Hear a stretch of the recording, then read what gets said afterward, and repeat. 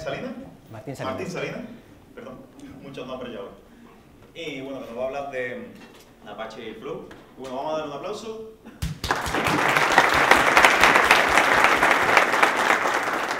Las preguntas, por favor, al final, ¿vale? Gracias. Hola a todos, buenos días. Bienvenidos a esta charla de Apache Airflow. De lo que vamos a hablar hoy es de algunas de las cosas que implementa Apache Airflow, algunas de las funcionalidades que tiene, que no son tan conocidas y que nos van a permitir diseñar workflows que sean más flexibles y que se hagan un poco del caso de uso típico de Apache Airflow. Empezamos por el principio, me presento, soy Javier, llevo desarrollando en Python desde hace casi 10 años, principalmente en el área de datos, y actualmente trabajo como ingeniero de datos en TrustYou. TrustYou es una empresa que se dedica a desarrollar productos para hoteles, para mejorar la comunicación entre el hotel y los clientes y fomentar el feedback del cliente, como una forma de mejorar la gestión. Y una de las cosas que hacemos nosotros es procesamos todas las semanas miles de millones de reseñas de clientes en Internet, analizamos cada una de las reseñas, identificamos de lo que está hablando el cliente, identificamos el sentimiento, si el cliente tiene un sentimiento positivo o negativo, y con eso generamos unos informes agregados para cada uno de los hoteles, de forma que es muy fácil identificar los puntos fuertes y los puntos flacos de cada uno de los hoteles sin compararlos.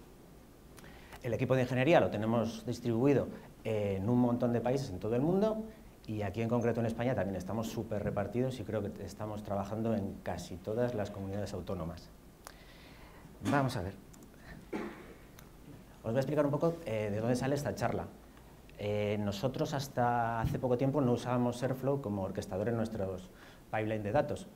Y en un proyecto hace un año más o menos decidimos incorporarlo para ver las posibilidades que nos daba. Este diagrama de aquí, que espero que podáis leer, es más o menos el diagrama de una pipeline típica de las que nosotros gestionamos. Es el tipo de pipeline que se ejecuta de forma periódica, cada X tiempo, donde tú tienes un control sobre la entrada de datos y más o menos está todo bastante acotado. Sería pues lo típico, ¿no? Unas etapas de carga de datos, un preprocesado de esos datos, combinamos los datos, hacemos distinto procesado, luego los combinamos y guardamos los datos y todo eso.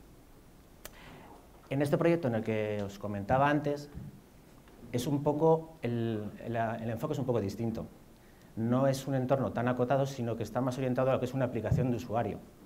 Nosotros lo que hemos hecho es, sobre Airflow, hemos diseñado unos plugins y al final es una aplicación de usuario donde el usuario va a coger y va a venir, va a subir los ficheros que quiera analizar, va a configurar algunos de los parámetros de la ejecución y va a lanzar el proceso. Y al final luego se le devolverán unos resultados.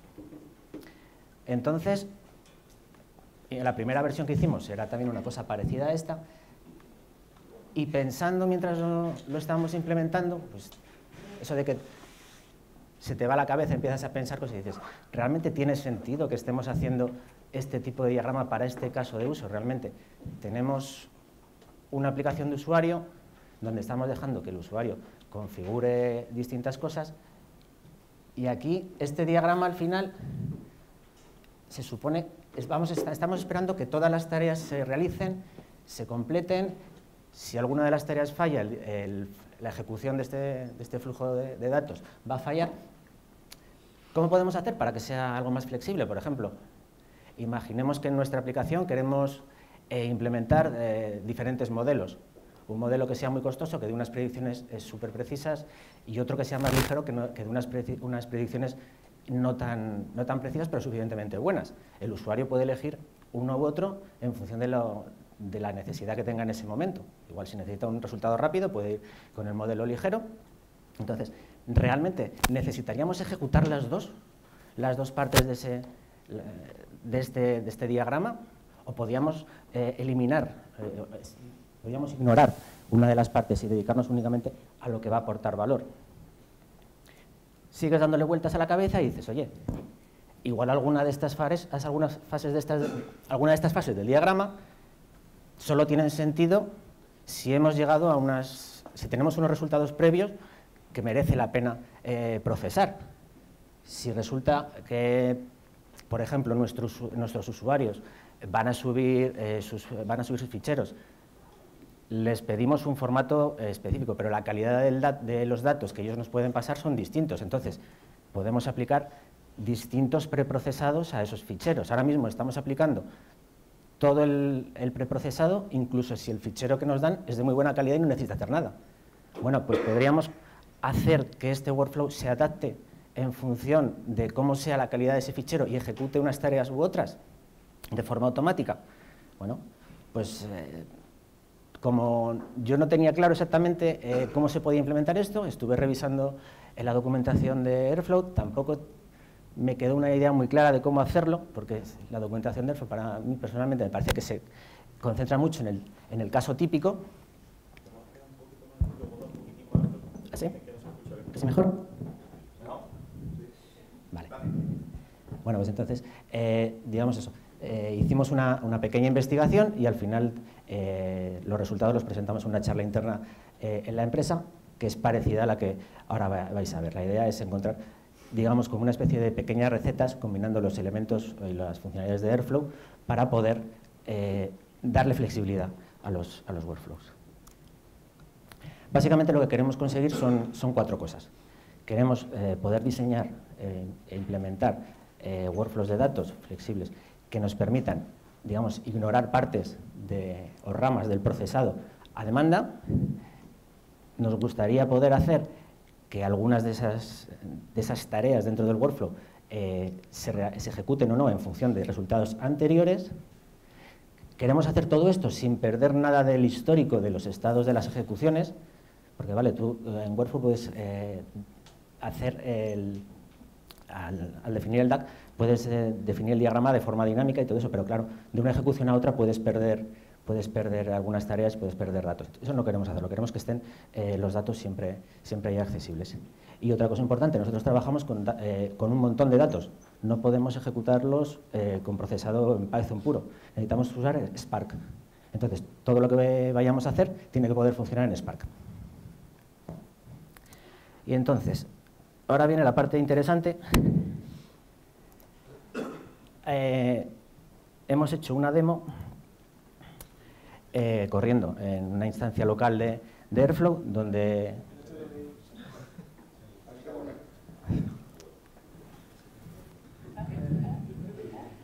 lo que os voy a presentar está en un repo de GitHub. Digamos que tenemos 7 u 8 ejemplos distintos donde se van cubriendo cada una de las funcionalidades que vamos a ver con ejemplos súper tontos. Los diagramas tienen la mayoría de las tareas vacías, entonces no hace nada. ¿Qué pasa aquí?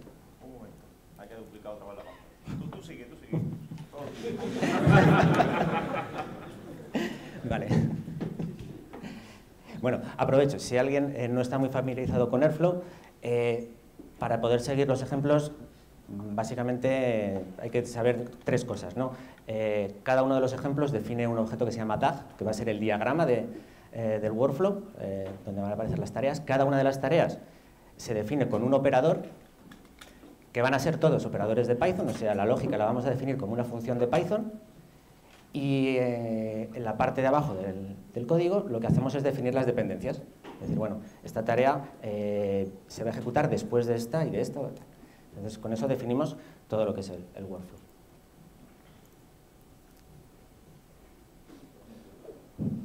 Son los riesgos del directo.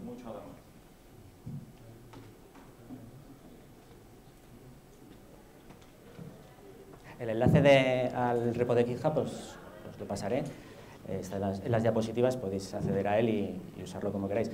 Dentro del repo hay también un Docker Compose donde viene con las instrucciones para poder lanzar una instancia local de Airflow y poder jugar con ella en vuestro ordenador.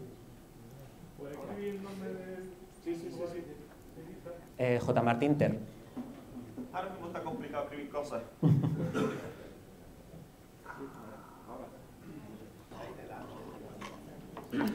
No, nosotros lo usamos para definir las pipelines de datos, que al final son tareas que son trabajos en Spark, son Spark Jobs.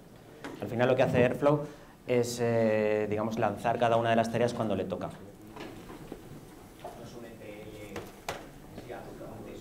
funciona como ETL, pero si por ejemplo ahí lo que tú decías que falla en la mitad de datos, no tiene un backtrace, no guarda en una cola, sino que falla en toda la tarea. No, eso lo tienes que implementar tú. Al final tú lo que tienes es eso, simplemente es una herramienta que gestiona cómo se ejecutan tus tareas. Entonces, se sabe que empieza por esta tarea, que después de esta tarea vienen otras, que solo se van a ejecutar en unas condiciones determinadas, y si hay algo que falla, pues la pipeline falla, por favor. ¿Tenéis alguna otra pregunta? Sí. Cuando lo maximizas, Vale, ya sé cuál es el problema. No puedes maximizar. No puedo maximizar. Si maximizas, se rompe. Por favor. Vale. Le damos un aplauso al proyecto de la UGR. No pasa nada. Si quieres, luego retomamos la pregunta. Vale. Muy bien. Hemos dicho que queríamos hacer 4 cosas. Queremos ignorar partes de nuestro workflow de datos. Queremos adaptar nuestro workflow de datos en función de los datos que vayamos procesando. Queremos mantener el histórico y queremos que esto funcione sobre Spark. ¿Vale? Empezamos por lo primero. ¿Cómo podemos hacer que haya partes del workflow que se ejecuten y que no? Bueno, pues esto es de perogrullo. Hay un operador que te da Airflow que se llama el Branch Python Operator, que lo que hace es, tú le pasas una función Python que va a devolver la lista de los IDs de las tareas que se van a ejecutar después. Si este operador, después vamos a ver, si este operador tiene detrás 4 tareas distintas y devolvemos el ID de una de ellas, solo se va a ejecutar esa tarea. Si devolvemos una lista vacía, no se va a ejecutar ninguna. Si devolvemos los IDs de los 4, se ejecutarán los 4. ¿De acuerdo? Entonces, vamos a ver si se ve bien el ejemplo. Ahí va. ¿Se ve bien?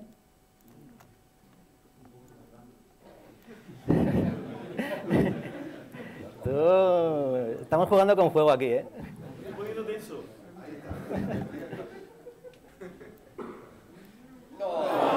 ¡Ah! Siento. Otra oportunidad. Otra oportunidad. No había maximizado.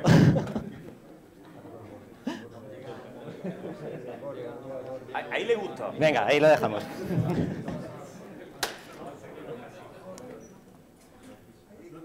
Yo creo que te quiere que te quedes aquí. Bueno, entonces, tenemos este ejemplo. Tenemos aquí esta primera tarea, Input Branch, que es un Branch Python Operator. Por defecto, siempre va a ejecutar esta primera. Hemos quedado que este operador va a decidir cuáles son las tareas que se van a ejecutar a continuación. El problema que tenemos ahora, ¿cómo configuramos ese operador en cada una de las ejecuciones? Le decimos, vale, ahora en esta ejecución quiero que ejecutes la tarea A y la tarea B y en la siguiente solo la tarea B. Vale, básicamente tenemos 2 formas de pasarle datos de configuración a un DAG de Airflow. La primera de ellas es...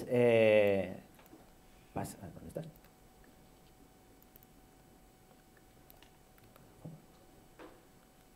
Vamos a ver.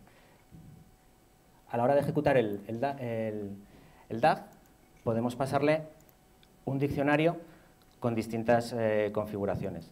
Entonces, esta es una forma de decirle, vale, vamos a escribir aquí el argumento que va a leer el operador y con eso va a poder decidir. Por ejemplo, si yo le pasase un fichero de anotaciones, podría ejecutar una rama en la que hagamos la evaluación de los resultados porque tenemos algo que comparar. ¿Vale? La otra forma sería con el uso de variables. ¿Vale? Hemos definido 3 variables aquí. Airflow te permite centralizar unas variables que son accesibles a todas las tareas que se están ejecutando en Airflow. Una tarea puede, sabiendo la key de la variable, leer el valor en tiempo real y aplicarlo como necesite. Entonces, vamos uniendo partes. Tenemos el branch operator, el branch Python operator, y podemos configurarlo dinámicamente, o bien con los parámetros de entrada, o bien con las variables. Ahora es cuando yo os enseñaría el código, pero es que me da miedo cambiar de pantalla en el código.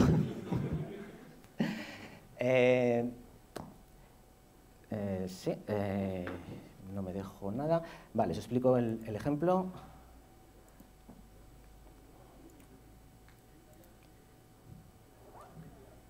Vamos a ver.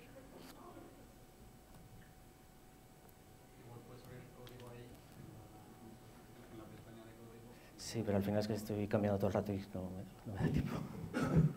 De todas formas, el código va a estar disponible, lo podéis ver. Bueno, aquí vamos a tener, en este ejemplo, tenemos dos branch operator, este input branch y este variable branch. El primero va a funcionar cuando yo le pase un parámetro de entrada, que en este caso se llama both. Si el valor es yes, va a ejecutar las dos tareas. Si es no, solo va a ejecutar una. En este otro de aquí, este variable branch, lo que va a hacer es leer una de las variables que tenemos. Si el valor de la variable está a true, ejecutará esta tarea extra, y si no, siempre ejecutará esta tarea a third. Tenemos otro operador distinto que se llama short circuit, es similar al branch Python operator.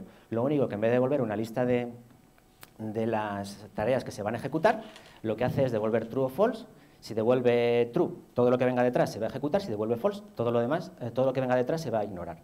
Y tenemos también otro operador aquí, el weekday branch, que el nombre es week of the day operator, creo que es, que a mí me resulta muy curioso. Este es un operador que lee el día de la semana en el que se ejecuta, y lo que hace es, si es el día que has configurado, ejecuta una cosa, y si no, ejecuta otra. Entonces vamos a ver esto funcionando. No le vamos a pasar ningún parámetro y vamos a ver qué es lo que hace.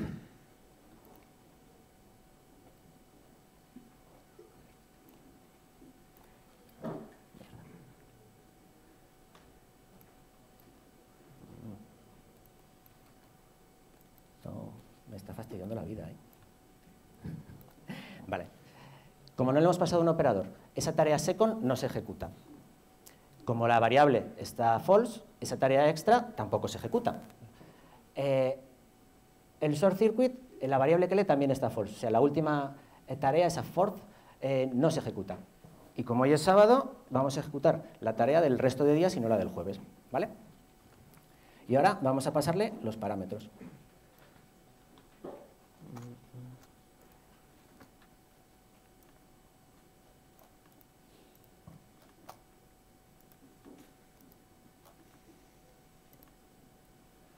Esto nosotros lo tenemos de una forma más chula, donde tenemos unas interfaces, el usuario simplemente tiene que seleccionar unas cositas y esto ya por detrás ya se configura de la forma que necesitemos.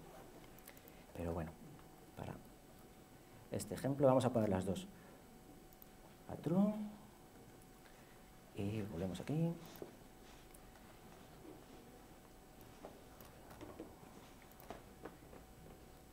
Y vamos a ver qué es lo que ha hecho. Fantástico. Hemos pasado el parámetro. El operador, el branch operator, devuelve los IDs de las dos tareas que se van a ejecutar. La segunda tarea se ha ejecutado esta vez. La tarea extra, como la variable ahora es true, también se ejecuta. Nuestro short circuit, lo mismo, lee la variable, es true, ejecuta la última parte. Entonces, ya tenemos una forma de poder elegir qué partes del diagrama queremos ejecutar y cuáles no. Vamos a ver ahora este ejemplo un poquito distinto. Le hemos añadido una última tarea final, digamos que podría ser una notificación, para decir, vale, la ejecución ha terminado y se ejecuta después de la de los días. Queremos que se ejecute siempre. A ver.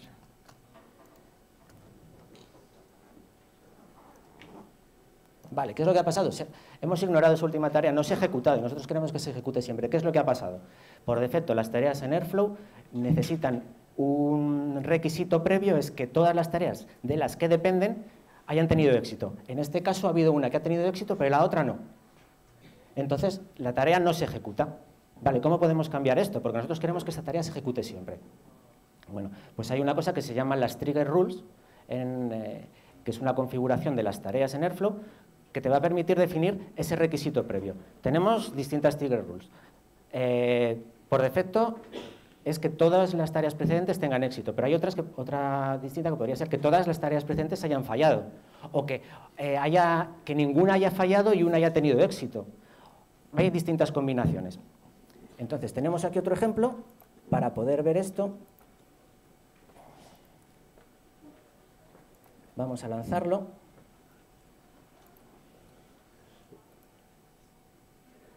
Y a ver, nuestra primera tarea siempre falla. Está programada para lanzar una excepción.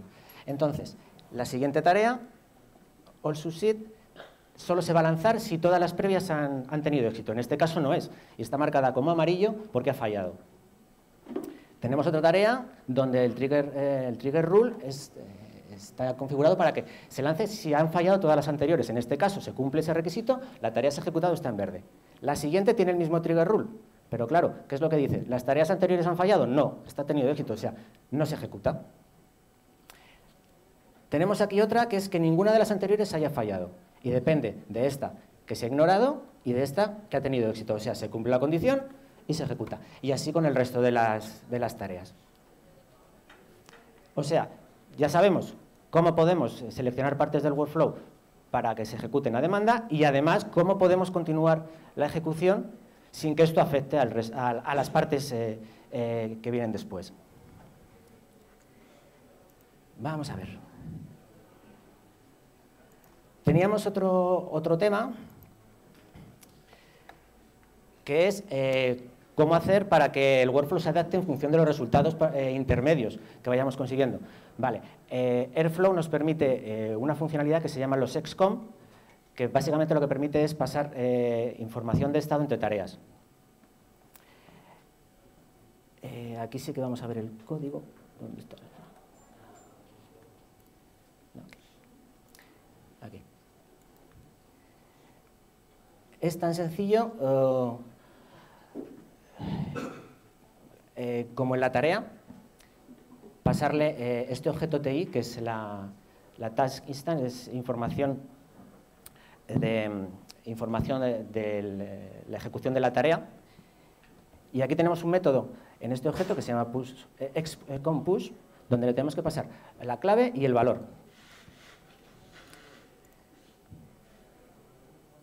Y estos son los XCOMs que hemos creado de antes.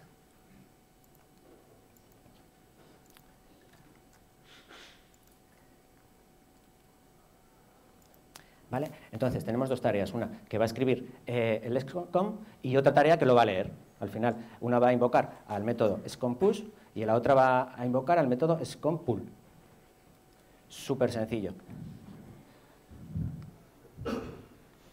Aquí lo ejecutamos. Vemos que esto funcionó. Ahora las dos han funcionado. Nos vamos a nuestra lista de XCOMs y vemos que nuestra tarea pushXCOM ha escrito un XCOM con la clave myFirstXCOM y el valor foo. Y además nos dice la fecha en la que se ha escrito y el timestamp de ejecución, o sea, el inicio de la ejecución de la pipeline. Si nos vamos al log de la segunda tarea, pues aquí te dice el valor que ha leído, que es el mismo que hemos escrito. ¿De acuerdo? Vamos a lanzarlo otra vez más. Las dos están en verde. Actualizamos y vemos que la segunda ejecución escribe un XCOM nuevo. aunque sea el mismo valor. No estamos sobreescribiendo el valor anterior, o sea, esto no es una base de datos clave-valor, sino que funciona sobre una base de datos relacional, donde los excom dependen de la ejecución. Vamos a escribir distintos excom para cada una de las ejecuciones, o sea que se va a mantener esta información de estado incluso si hacemos nuevas ejecuciones de la pipeline. Y lo que es importante, una tarea solo va a poder leer los excom que tienen el mismo tiempo de ejecución que el suyo. O sea, no va a poder, una tarea ejecutada en la segunda ejecución no va a poder leer el excom que ha ejecutado la primera. ¿De acuerdo? Muy bien. Tenemos aquí otro ejemplo que básicamente es exactamente lo mismo, pero de una forma distinta de hacerlo. En vez de llamar al objeto TI, lo que podemos hacer es que nuestra función Python devuelva un valor, y ese valor va a ser un excom. Se va a guardar como un excom. Lo vamos a ejecutar para que lo veáis.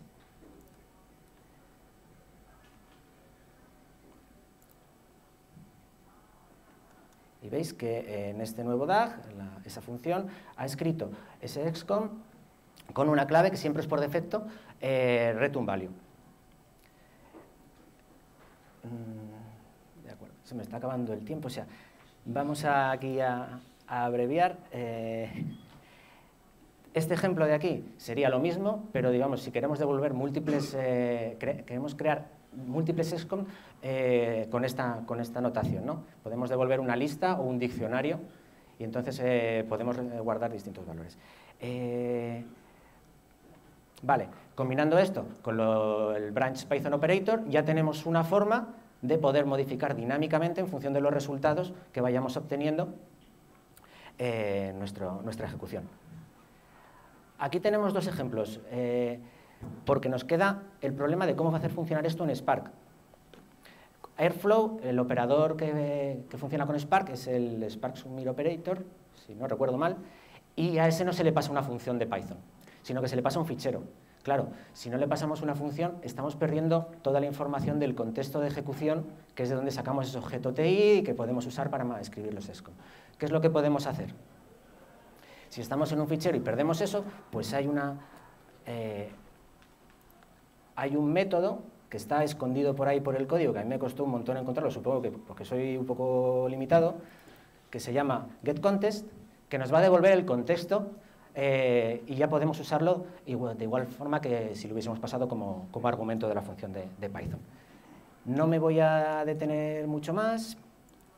Aquí tenemos otro ejemplo, que es básicamente los excom se escriben en una tabla, en una base de datos donde está la configuración de Python, o sea que una forma que tenemos de saltarnos estas limitaciones es vamos a escribir y a leer directamente de la base de datos. ¿Por qué no? Entonces, no voy a entrar en el ejemplo, pero simplemente es el ejemplo de cómo podemos escribir un excom directamente con el modelo excom que te proporciona Airflow y cómo podemos leerlo. Esto nos permite cosas como, vale, podemos leer todos los excom de cualquiera de las ejecuciones que ya hemos hecho antes. Te da mucha más flexibilidad, aunque también tienes la posibilidad de meter la pata. Pero bueno. Y hay otro ejemplo más, que es, vale, si podemos acceder a los datos de la base de datos, podemos borrar los excom, que eso es algo que no podíamos hacer de la forma normal, o sea, podemos eliminar esos registros. Y ya para acabar, tenemos aquí un ejemplo donde, digamos que ponemos todo esto junto. Tenemos un workflow que simula la entrada de datos, luego hay una etapa en la que, digamos, detectaría el idioma del fichero que le estamos pasando. Esta tarea lo que va a hacer es escribir, identificar el idioma, que al final es un random entre tres valores distintos, ¿no? Escribir un excom, el branch operator, select language, está basado en un branch Python operator que va a leer ese excom y va a ejecutar uno de los tres modelos únicamente, en función del lenguaje que hemos detectado. Luego vamos a guardar los resultados. Esta tarea tiene que funcionar independientemente que de las tres anteriores solo se ejecute una. Por la parte de arriba vamos a hacer como una rama opcional. Es decir, si nosotros le proporcionamos un fichero de anotaciones para comparar la precisión de los datos, pues vamos a querer ejecutar la parte de arriba. Por defecto no. Finalmente vamos a mandar una notificación si todo ha ido bien y si ha habido algún error, vamos a mandar una notificación de error.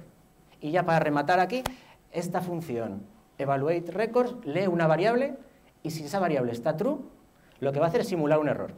O sea que vamos a ver cómo funciona esto. Vamos a pasarlo por defecto sin ningún tipo de argumento. Nos vamos a la vista de gráfico, que es mucho más chulo. Y vale, ha ejecutado, ha procesado el idioma como si fuese español. ¿Dónde estoy? ¿Dónde estoy? Vamos a ver si ha escrito el XCOM, ¿vale? Tenemos aquí, ha detectado español, ha ejecutado el modelo correspondiente. La parte de arriba, como no le hemos pasado el argumento, no ha hecho nada. Y todo ha ido bien y mandamos la notificación. Ahora vamos a hacer que se ejecute la parte opcional, ¿no? Vamos a simular que le pasamos un fichero de anotaciones y vamos a ver qué es lo que pasa.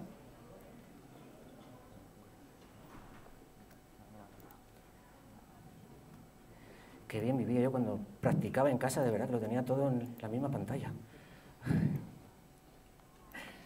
Exactamente lo mismo. En este caso también hemos vuelto a detectar que es el idioma español y ejecutamos la parte de arriba de la pipeline que antes habíamos ignorado. Y ya, para rematar... Vamos a rematar y rematar y rematar. ¿No? Hay que terminar ya. Ya es la última. Le cambiamos el... Mira. Simplemente vamos a hacer que falle.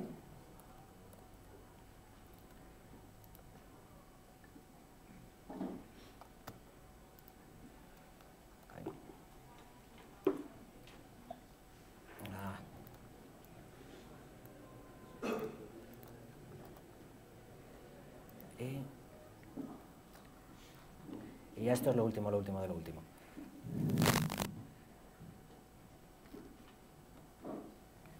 Ahora esa función ha fallado, ha leído esa variable que digamos que simulaba el error y lo que hace es enviar la notificación de error y esta de aquí no se envía, no se ejecuta, al final aparece como que ha sido un error y simplemente se ignora. Y un poco pues eso es, digamos, las pequeñas recetas que quería compartir con vosotros. No sé exactamente qué aplicación real puede tener en vuestros proyectos. Yo hace 6 meses pensaba que ninguna, ahora le estoy viendo muchas posibilidades a lo que estamos haciendo nosotros. Y con eso es todo. Os dejo el link al repo. Y nada, muchas gracias por vuestra atención.